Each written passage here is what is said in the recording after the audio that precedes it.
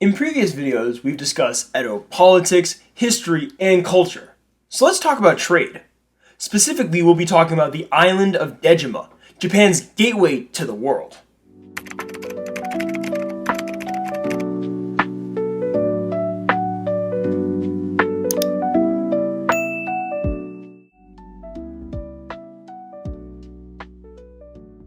The 16th century brought the Portuguese to Japan's shores. Along with the Portuguese came firearms, silk, and sugar. But here's the thing, at first the Japanese warlords didn't reject these novelties, instead they welcomed them with open arms. New technology like muskets revolutionized the battlefield and changed the way of fighting. Samurais, instead of using katanas to fight against each other, they used muskets to fire at each other. However, there were also other things besides guns. Western medicine also intrigued the Japanese greatly, and many were eager to trade for it immediately. Soon came the missionaries, who converted tens of thousands of Japanese. This was pretty scary, mainly because the Portuguese had conquest and conversion in mind, not just trade. These ideas convinced Tokugawa Iemitsu, the shogun at the time, and the man responsible for solidifying Japan's closed-door policy, that tolerance toward the Portuguese was dangerous. In 1634, they built Dejima, an artificial island off the coast of Nagasaki, where the Portuguese merchants were confined and could only trade from that location.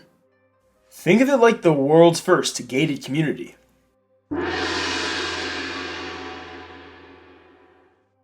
So what happened after the establishment of the world's first gated community? By 1639, the Portuguese had been entirely expelled from Japan. But what was their crime? Why were they expelled? Well, it was mixing trade with their missionary work.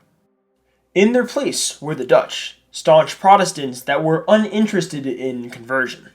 In 1641, they moved into Dejima, and for the next 2 centuries, the Dutch became Japan's sole trading partners. Note that this was a very particular arrangement. Imagine being a foreigner in an empire of 30 million. It was honestly pretty lonely. Lucrative, yes, it was lucrative. Comfortable, not so much.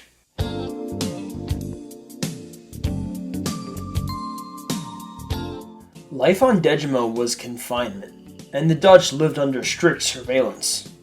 According to the National Diet Library of Japan, the shogunate controlled trade volume, pricing, and which ships could call Dejima. They could not leave the island without permission from the shogun and his retainers. Their books were censored, their movements were tracked, and their letters were opened and extensively reviewed.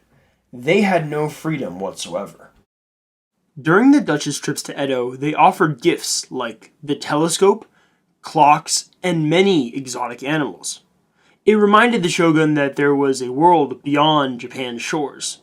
A world that was very vast and very, very strange. It was diplomacy through spectacle.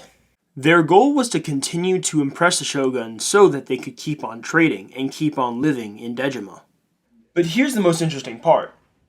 The Dutch brought commodities like sugar to the Edo people, which they loved. According to the Public Relations Office of the Japanese government, the Dutch brought sugar along with other commodities. From Nagasaki, the sugar traveled inland via what became known as the Sugar Road, raising its costs but also spreading the influence through Kyushu and beyond. Initially, sugar was viewed as a luxury. Over time, the influx of sugar via Dejima allowed the Japanese confectioners to experiment more with sweets. It gave rise to castella, Japanese sponge cake. Castella was refined in Nagasaki using simple ingredients and, over time, improved sugar access, modern baking, and changing taste transformed it into a soft, moist, widely popular cake with regional styles and modern flavor variations. It also gave rise to konpeto, Japanese star-shaped sugar candy. It was prized as an elite gift because sugar so refined was scarce and expensive in the Edo period.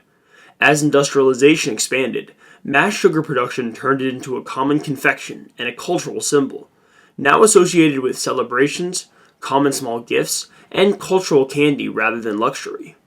Because imports were tightly controlled, Dejima also shaped sugar's price and availability throughout Japan, ensuring that sugar remained scarce and expensive as a resource. In this way, Dejima didn't just bring sugar to Japan, it regulated its spread. This is what fostered both a cultural flowering of Japanese sweets and the eventual growth of domestic sugar production.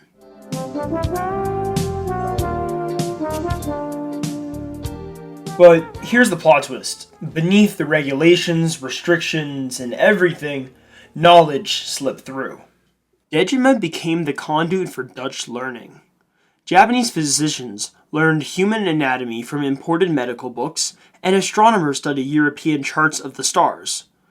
Even Western clocks were carefully dismantled and revealed the ins and outs of mechanical engineering, all skills the Japanese learned very quickly. The Tokugawa shogunate did not embrace the world outside of the land of the rising sun, but they did not ignore it either. All was well until Commodore Perry's black ships arrived at Korihama in Kanagawa, and then everything began to change. Perry's appearance in 1853 bypassed Dejima entirely and forced direct negotiations with Edo, signaling that the West would no longer accept Japan's limited Dutch-only contact. As new treaty ports opened to multiple foreign nations, Dejima rapidly lost its monopoly and strategic importance, becoming obsolete as Japan's isolationist order collapsed with the Tokugawa shogunate. And for Dejima, it was over. For more than 2 centuries, Dejima symbolized Japan's controlled curiosity. But in 1853, Perry's black ship shattered the illusion of isolation. Compared to the American gunboats, Dejima looked like a fort built with Legos. Within a few years, Japan was forced to open multiple ports, and Dejima faded into memory. The little island that once balanced the world's hunger for trade with Japan's hunger for order was now no longer needed.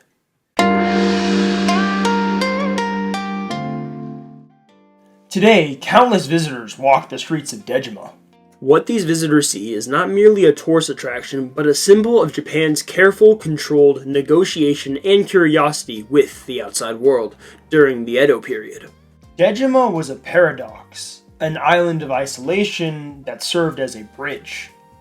Dejima serves as a reminder that even when a nation closes its gates, it's impossible to escape the outside world.